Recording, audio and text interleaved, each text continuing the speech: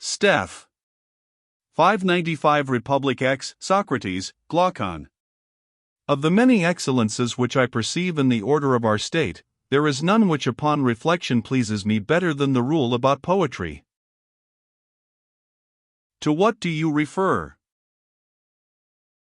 To the rejection of imitative poetry, which certainly ought not to be received, as I see far more clearly now that the parts of the soul have been distinguished. What do you mean? Poetical imitations are ruinous to the mind of the hearer. Speaking in confidence, for I should not like to have my words repeated to the tragedians and the rest of the imitative tribe, but I do not mind saying to you, that all poetical imitations are ruinous to the understanding of the hearers, and that the knowledge of their true nature is the only antidote to them.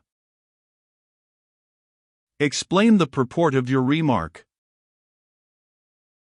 Well, I will tell you, although I have always from my earliest youth had an awe and love of Homer, which even now makes the words falter on my lips, for he is the great captain and teacher of the whole of that charming tragic company, but a man is not to be reverenced more than the truth, and therefore I will speak out.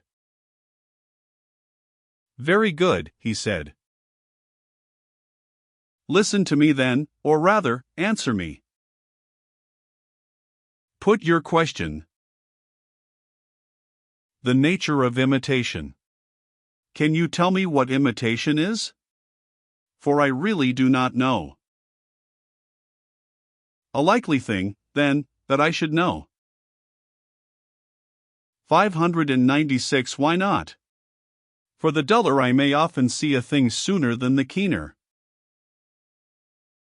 Very true, he said, but in your presence, even if I had any 308 faint notion, I could not muster courage to utter it. Will you inquire yourself? Well then, shall we begin the inquiry in our usual manner? Whenever a number of individuals have a common name, we assume them to have also a corresponding idea or form. Do you understand me? I do. The idea is one, but the objects comprehended under it are many. Let us take any common instance. There are beds and tables in the world, plenty of them, are there not? Yes. But there are only two ideas or forms of them, one the idea of a bed, the other of a table. True. And the maker of either of them makes a bed or he makes a table for our use, in accordance with the idea, that is our way of speaking in this and similar instances, but no artificer makes the ideas themselves. How could he? Impossible. And there is another artist. I should like to know what you would say of him. See, who is he? The universal creator, an extraordinary person. But note also that everybody is a creator in a sense. For all things may be made by the reflection of them in a mirror. One who is the maker of all the works of all other workmen. What an extraordinary man! Wait a little, and there will be more reason for your saying so. For this is he who is able to make not only vessels of every kind, but plants and animals, himself and all other things, the earth and heaven, and the things which are in heaven or under the earth. He makes the gods also. He must be a wizard and no mistake. Oh! You are incredulous, are you? Do you mean that there is no such maker or creator, or that in one sense there might be a maker of all these things but in another not? Do you see that there is a way in which you could make them all yourself? What way? An easy way enough, or rather, there are many ways in which the feat might be quickly and easily accomplished, none quicker than that of turning a mirror round and round. You would soon enough make the sun and the heavens, and the earth and yourself, and other animals and plants, and 309 all the other things of which we were just now speaking, in the mirror. Yes, he said, but they would be appearances only. But this is an appearance only, and the painter too is a maker of appearances. Very good, I said, you are coming to the point now. And the painter too is, as I conceive, just such another, a creator of appearances, is he not? Of course. But then I suppose you will say that what he creates is untrue. And yet there is a sense in which the painter also creates a bed? Yes, he said, but not a real bed. 597 And what of the maker of the bed? Were you not saying that he too makes, not the idea which, according to our view, is the essence of the bed, but only a particular bed? Yes, I did. Then if he does not make that which exists, he cannot make true existence, but only some semblance of existence. And if anyone were to say that the work of the maker of the bed, or of any other workman, has real existence, he could hardly be supposed to be speaking the truth. At any rate, he replied, philosophers would say that he was not speaking the truth. No wonder, then, that his work too is an indistinct expression of truth. Be no wonder. Suppose now that by the light of the examples just offered we inquire who this imitator is? If you please. 3 beds and 3 makers of beds. Well then, here are 3 beds, one existing in nature, which is made by God, as I think that we may say, for no one else can be the maker? No. There is another which is the work of the carpenter?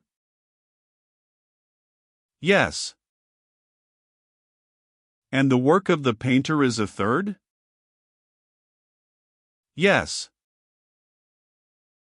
Beds, then, are of 3 kinds, and there are 3 artists who superintend them, God, the maker of the bed, and the painter? Yes, there are 3 of them. 310. See God, whether from choice or from necessity, made one bed in nature and one only, 2 or more such ideal beds neither ever have been nor ever will be made by God. Why is that? 1. The Creator. God could only make one bed. If he made 2, a third would still appear behind them.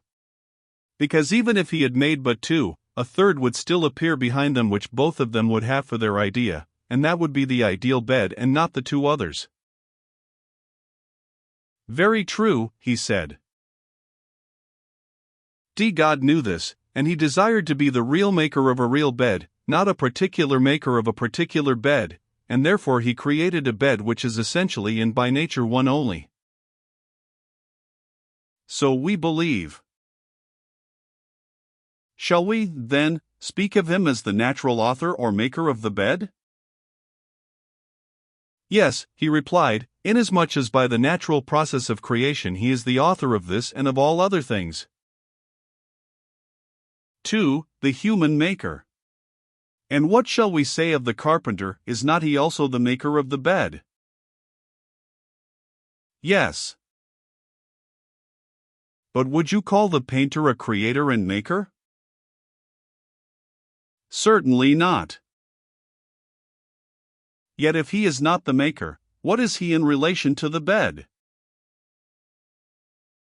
3. The imitator, i.e. the painter or poet, I think, he said, that we may fairly designate him as the imitator of that which the others make. Good, I said, then you call him who is third in the descent from nature an imitator?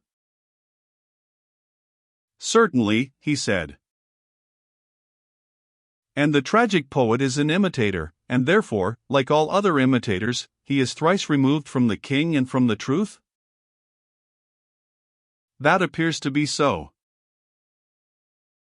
Then about the imitator we are agreed. And what about 598 the painter? I would like to know whether he may be thought to imitate that which originally exists in nature, or only the creations of artists. The latter. As they are or as they appear? You have still to determine this. 311. What do you mean? Whose art is one of imitation or appearance and a long way removed from the truth? I mean, that you may look at a bed from different points of view, obliquely or directly or from any other point of view, and the bed will appear different, but there is no difference in reality. And the same of all things. Yes, he said, the difference is only apparent. Now let me ask you another question. Which is the art of painting designed to be an imitation of things as they are, or as they appear, of appearance or of reality? Of appearance. Anyone who does all things does only a very small part of them. Then the imitator, I said, is a long way off the truth, and can do all things because he lightly touches on a small part of them, and that part an image. For example, a painter will paint a cobbler, carpenter, or any other artist, though he knows nothing of their arts, and, if he is a good artist, he may deceive children or simple persons, when he shows them his picture of a carpenter from a distance, and they will fancy that they are looking at a real carpenter. Certainly. Anyone who pretends to know all things is ignorant of the very nature of knowledge. And whenever anyone informs us that he has found a man who knows all the arts, and all things else that anybody knows, and every single thing with a higher degree of accuracy than any other man, whoever tells us this, I think that we can only imagine him to be a simple creature who was likely to have been deceived by some wizard or actor whom he met, and whom he thought all-knowing, because he himself was unable to analyze the nature of knowledge and ignorance and imitation. Most true. And he who attributes such universal knowledge to the poets is similarly deceived. And so, when we hear persons saying that the tragedians, and Homer, who is at their head, know all the arts and all things human, virtue as well as vice, and divine things too, for that the good poet cannot compose well unless he knows his subject, and that he who has not this knowledge can never be a poet, we ought to consider whether here also there may not be a similar illusion. Perhaps they may have come across imitators and been deceived by them. They may not have remembered when they saw their works that 599 these were but imitations thrice removed from the truth, and could easily be made without any knowledge of the truth, 312 because they are appearances only and not realities? Or, after all, they may be in the right, and poets do really know the things about which they seem to the many to speak so well?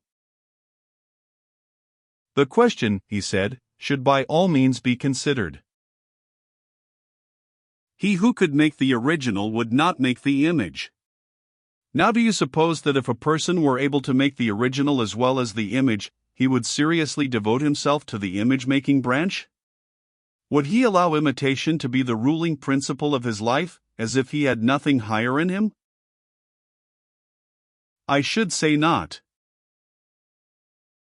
The real artist, who knew what he was imitating, would be interested in realities and not in imitations, and would desire to leave as memorials of himself works many and fair, and, instead of being the author of encomiums, he would prefer to be the theme of them.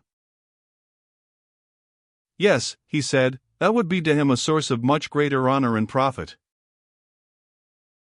If Homer had been a legislator, or general, or inventor, then, I said, we must put a question to Homer, not about medicine, or any of the arts to which his poems only incidentally refer. We are not going to ask him, or any other poet, whether he has cured patients like Asclepius, or left behind him a school of medicine such as the Asclepiads were, or whether he only talks about medicine and other arts at second hand, but we have a right to know respecting military tactics, politics, education, which are the chiefest and noblest subjects of his poems, and we may fairly ask him about them.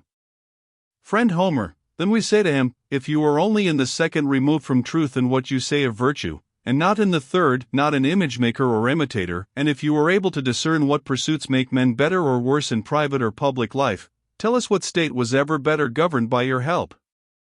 The goody order of Lacedaemon is due to Lycurgus, and many other cities great and small have been similarly benefited by others, but who says that you have been a good legislator to them and have done them any good?